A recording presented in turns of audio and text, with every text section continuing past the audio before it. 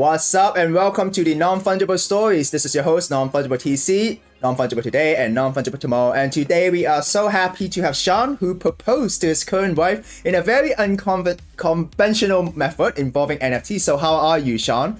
Hello. Hey, thanks for having me, Tim. I'm doing awesome, man. Thanks for having me on your show. No, thank you for coming. So yeah, Shawn, it's a pleasure to watch your story on Twitter. That's how I found out about your proposal story. And you call yourself the NFT Billboard Proposal Guy.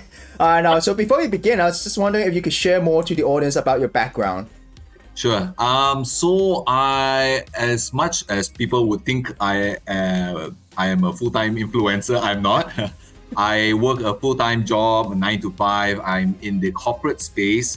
I've worked with big companies like Asus, Huawei, and I'm mostly in the MNC space, so doing e-commerce and also marketing full-time. Yeah, so I'm always in this space. Right now, I'm in FMCG, the industry itself. So yeah, that's my full-time job right now. Yeah, that's pretty interesting. And so how did you get into NFTs and Web 3.0? So I think it really just started out of curiosity. I think early last year, there were just a lot of news coming up about NFTs and stuff like that. So I've always believed in trying out new things and just being in the space and testing the waters, because I am a marketer myself. So seeing these kind of news on or everywhere at a point of time, and it was a booming topic. So I just needed to get my hands dirty. So figure out a little bit, research a bit. And I was buying crypto quite early on, a few years back. So crypto and NFTs just kind of, gel really well together. So I just started buying some NFTs, seeing around, just really going eyes closed in the dark and just start buying stuff and just figuring out the space. So it was definitely an interesting journey, and that's really how I started NFTs. My first NFT project was by Kevin Abosch, 1100 and 1111, they call it 111. So that was actually my first NFT project that I bought. And yeah, it has actually served me quite well.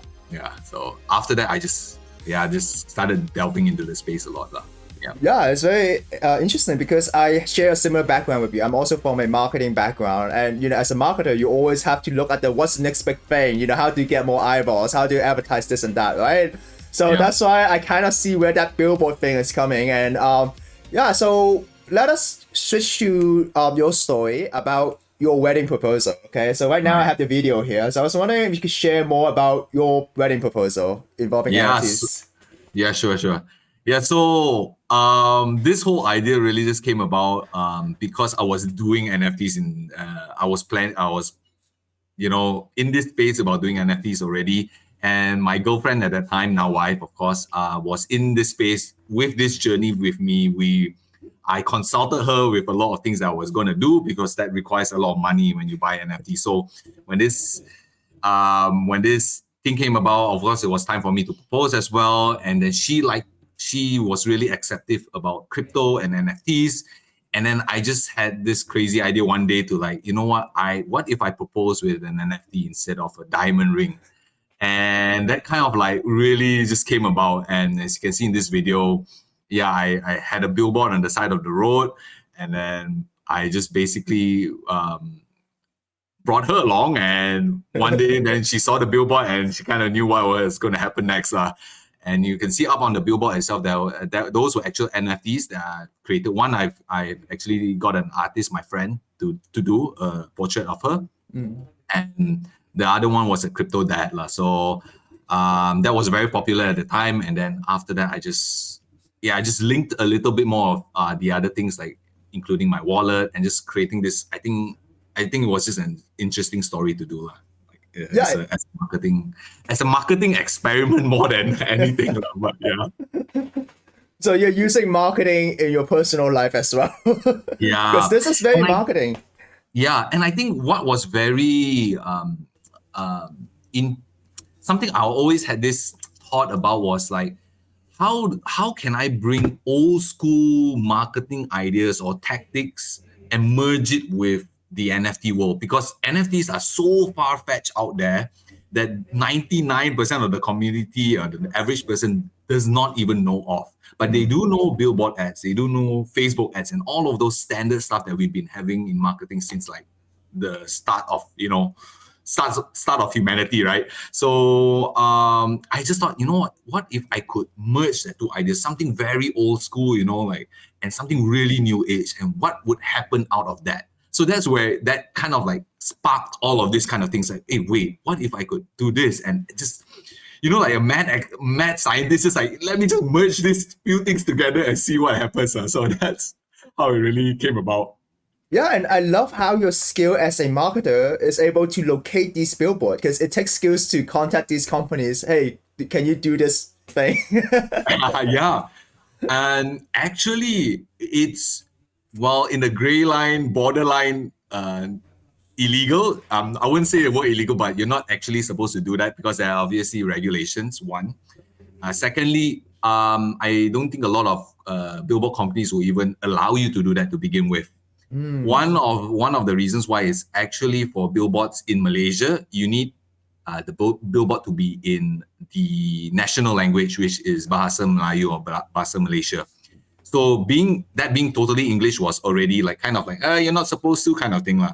But I was fortunate enough to be able to have connections that can pull some strings together, and that's why I also had that opportunity lah to have that billboard. Because if not, I don't think that would happen. But yeah, I had connections and people who were like kind of like, we'll do this together kind of thing. Yeah, it's a personal thing, right? It's not business, right? It's a wedding proposal. Why don't we make history, right? And then now the billboard will be like, remember the billboard guy? We did this, but that in Malay. That's the best advertising you can give them. So out of curiosity, how long did it take you to plan this thing? How long did it take you to buy? Because I know you have to pre-purchase or you have to buy a certain duration for billboard, and then you have to create these NFTs. And I think you created these NFTs on OpenSea, right? Yep. And then you have to start collecting these NFTs as well. Yeah. And how long did it take you to do this? So yeah, I think in total it took me about 2 months from start to finish. But that was also with a lot of thinking about it and how do I merge all these pieces together. I had the NFTs already. Now, in terms of getting asking my friend to do a portrait, that took maybe about a week or so, and mostly the planning part comes mostly from working with the billboard company itself. So I got a good price, obviously because of my connections, to get a price for the billboard. The locations were actually fully booked, which kind of I was like freaking out at that point in time, because like, wait, how do I don't even have a space to test this idea out. But there was luckily for me, there was a duration of time where the billboard companies are usually supposed to take down an ad and put up another ad. So there was a duration of about 2 weeks there where they say, you know what? Yeah, we kind of play around that space, because between that period, we need time to actually bring down the ad and put a new one there. So you can take that space between that 1 or 2 weeks. I was like, okay, let's do it. So I had that space of like for about 1 to 2 weeks. And yeah, then the rest was actually back planning, because I can't plan exactly what time or when I can get the billboard. So once I had the time of when the ad could go up, then I had to backtrack everything. I said, wait, and then after that I had to do this marketing, then I have to make sure I got the gallery on board, and then try to then merge it with a few other things. So all in all, about 2 months. Yeah. That's interesting, because you said instead of a diamond ring, you propose with your wallet, right? Which is your passphrase. So what did you give her? You gave her your passphrase, or what? Well, we share the wallet. I mean, the seed face is still with me. Okay. But I think that's something I really treasure about my wife. She's just so understanding and so open to any, things about this space. And I mean, I don't want to be generic here, but like, usually girls want a diamond ring, and I did get her a ring. So yeah, that's very exciting. So how did your wife Vivian react, during the proposal, right? Did she knew that something was coming? And I know that you created a gallery just for her. Now let me share it right now on the screen. Sure, yeah. So yeah, I'll maybe talk about the gallery itself. So the gallery itself was just images of us mostly, of yeah, like moments of us together. And I thought it would be really cool, like because the NFT space is all about you boasting about what kind of NFTs you bought. So there was this whole thing about this gallery by on Cyber as well. So I thought, hey, you know what? I could make this into a whole gallery. You know how when you do a when people do a proposal, they usually have moments in their time. You know, they look back before they propose to their girlfriend and stuff like that. So I thought, like, okay, this is an old school idea. How do I then make it into a new school idea? It's like, wait, then there's this whole NFT gallery. Then I was like, wait, then I could put pictures in there, and that could be a whole, metaverse space. And it's like, no one has done that before. Like, what happens if I actually try that? So that's where the whole idea came about. Then, of course, within that, there are crypto chicks as well and others that I kind of like selected in this particular gallery. Now, yeah, so those were just images that I minted, and then the gallery was there. So this gallery, if you see the billboard itself, there is a QR code. So that QR code, if someone scans it, or it was supposed to meant for her to be to scan it, then she can go into that gallery and see the whole space and kind of like have that moment, have that traditional moment in time where someone proposed and someone goes through all the pictures before I propose. That's why I did that, but in a metaverse kind of way, yeah. So yeah, I think earlier saying about like my girlfriend at the time. Yeah, I love her to death because she's just so open to all of these ideas, and she saw the journey I was taking with NFTs. So she was just so that was something me and her connected very well with. So it's a very personal thing because not every girl out there will kind of like want an NFT or something like that. But I think the interesting thing was she saw the value of NFTs grow at that time. And that was a very interesting moment when you see your NFTs grow, it's like, whoa, like this is actually happening in real time. So I think that was just all very interesting for her as well. So I thought, wait, what if diamonds, of course you buy it and then there's this whole, moment like, hey, you have a diamond, but the moment you buy a diamond, it actually goes to zero in value when you put it on your finger and when you buy it, because you can't really resell it again. No one really buys diamonds off. So as a marketer, I was always thinking to myself, like, how you want to create value, and like you have to, from a product that you have, you want to always create value. How do you create value? And I always was obsessed with the idea, how do people create values? How does LV sell like, super expensive bags when the cost is really cheap? So the idea, and that's exactly how the whole NFT space is, right? Literally that, creating value to a certain extent out of thin air. But uniquely enough, it's just the same as how diamonds have been doing it for the entire duration of time. So it's like, wait, this is actually the same thing, but instead of diamonds, it's just in an NFT form. So yeah, that's where this came about. Yeah. Yeah, I think that's really interesting because technically the blockchain lasts forever. And if your NFTs in the future, like you put it in like a decentralized storage, like IPFS, your moments in time, like what you said, last forever. Yeah. And of course, those specific photos of you and your wife are, so special to you because it's very personal, right? But the other NFTs within your wallet or the shared wallet is actually something that could be transferred in the future. So I think that's a very nice touch to what you're saying. Yeah. So I know that she was also into NFTs for, judging from what you said. And what decisions what has changed after the marriage? Okay, now that she's your wife, whenever you FOMO into project, does she have a higher say, or do you have to buy one more for her as well to hold on? That's a very good question. So now right now, whatever value of like NFTs that we have, it's a joint decision on what kind of NFT projects to go into. So it's a back and forth discussion usually. So I'll tell her, hey, what, there's this project, do you want to buy it? Do you like it? Then she'll ask me like, okay, how's the Discord? What's the community like? Is there hype? So she's that into it as well, because I basically so obsessed, and I kind of like made her obsessed as well. Of course, not as obsessed as me, because I do most of the research. So I'll tell her about this and this and that. She's like, then I will kind of make the decision like, okay, do we want to do this together? It's like, then she'll be like, yes or no. And she's like, then we'll, that's usually how the discussion comes about. And I'm like, okay, you know what? Yeah, let's buy this or let's sell this and stuff like that. So I think one of the interesting things was crypto chicks. One of the reasons why I think, I'm not sure you know a lot about the whole crypto chicks and the drama that was behind I know crypto what chicks. happened. Yeah, I know what so happened. when I bought it, I just thought it was an interesting project, and of course, it's an all women kind of thing. As I thought the art was cool, the community was really strong. So it's like, okay, you know what? And I think one interesting thing is that I found like images that really looked like her.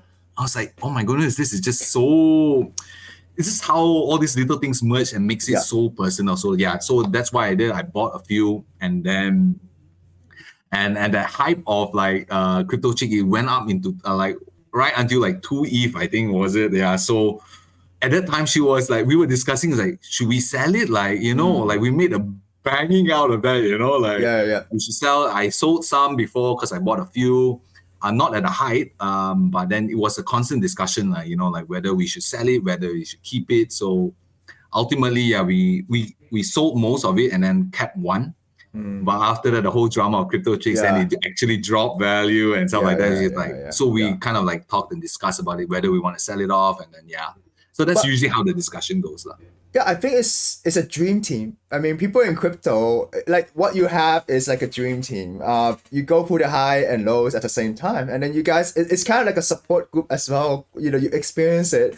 You support each other. You make joint decisions, and you guys own your decisions together, right? Yeah. And I know you kept your crypto chick because that was the chick that was in your gallery, right? So sometimes it's interesting to see that people don't buy NFT just for the rarity.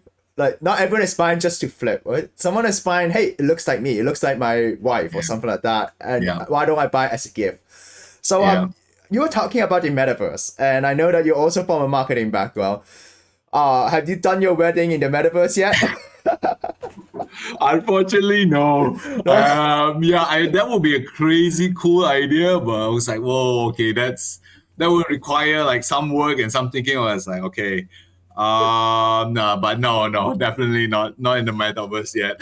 Maybe in the future during an anniversary, or maybe the next generation could also be part of it, right? For sure. Because I think the beautiful thing about the metaverse is that it's not done by game developers, right? It's not done by professional people. It's done by the community. And if you have an idea, you want to execute on it, you can do that, and that makes it so beautiful. And I was actually thinking of a gallery that is pretty cool, and I'll share with you after the show. But it's kind of related to the metaverse and something like that. But what is, like, if you don't mind me asking, because you are a marketing professional, you work in FMCG, you work in tech companies, and my question for you is that, hey, what are your thoughts on NFT? You know, from a business perspective, what is your thoughts on the metaverse? Since a lot of companies are now entering into the metaverse, so let's start with NFTs. What are your thoughts on that? So far, I think my thoughts on NFTs work well as a customer relationship management. When I'm talking about marketing and I'm putting my, you know, big corporate marketing hat on when I'm telling this, the value I can see is not so much in the value increasing, because I think that's super out of your control. But more in of course, the value that you can give back to the consumers. But not only the value you can give back, you know, you can give freebies, airdrops and stuff like that, but also in the sense that you can be tied to this consumer. And there is a sense of like you or the consumer owning part of your brand. And I think that's always been the, like, you know, exciting thing about NFTs. When, you know, people buy the NFTs is in the hope that you are now part of the brand, you're now part of the community in a much more organic or more connected way than ever before, right? So I think companies can use that very strongly in the sense that, because there's a sense of entitlement for that person and also connection with the brand, you can do a lot of very interesting things. You can really reach out to that person like like we've never seen before, because it's just another form of email marketing and stuff like that, but in a much more connected way. So I think the next step for brands, big brands especially, is that to figure out how they can again give value back, because for a huge MNC, it's a totally different ball game versus something from a NFT, a native NFT company or a brand. They can do that so quickly, and the space just changes overnight. Things can just change. But for MNCs, it's like a 3-6 months process of planning and make sure that execute. So the thing is that I think the question that needs to be asked and also answered is, how do we shorten that time frame to work and to give value that people can see that they're getting value, and also just see how far how the long game can be played. But that's a very, very interesting, also a question I think a lot about, and I think it's something that no one really knows the answer because it's just so damn new. Yeah. But I think it's something definitely worth exploring. So right now, I would think it's a good way for brands to reach out in the marketing aspect and also get new consumers on board for their brands. But it will work more as a collectible item rather than just say you create NFTs for every single thing, for every single item you're selling, and then every item that you sell, you buy an NFT and then you also get a product and stuff like that. That area, I think, is the goal of every big brand or brands in the future. But I think that will take a little bit of time to think about it.